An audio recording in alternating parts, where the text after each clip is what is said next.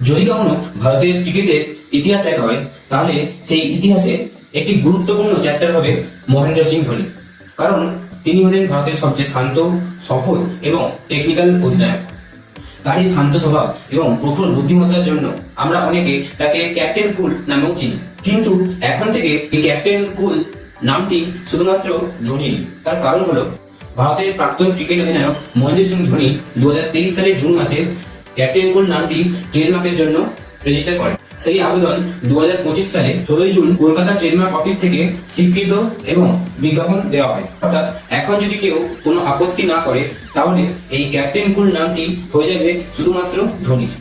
অর্থাৎ এখন যদি কেউ এই ক্যাপ্টেন কুল নামে কোন রকম স্পোর্ট কোচিং সেন্টার কিংবা কোন রকম বিনোদনমূলক প্রোগ্রাম করতে যায় তাহলে তাকে ধোনির কাছে অনুমতি দিতে হবে।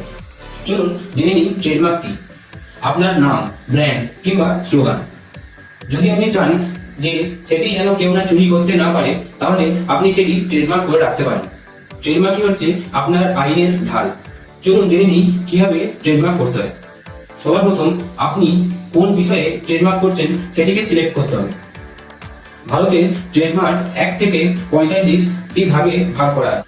তারপর এই উপরে থাকা লিঙ্কটিতে গিয়ে দেখুন যে আপনার ট্রেডমার্কের নামে আগে কেউ কোনো রেজিস্টার করেছে কিনা। এরপর টিএম অ্যাপ্লিকেশন ফর্ম নিয়ে অনলাইনে জমা করুন।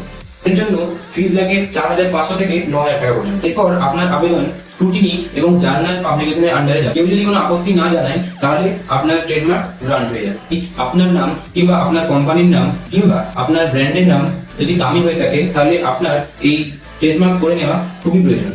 কারণ আইনি সুরক্ষা মানেই ভবিষ্যতের নিশ্চয়তা।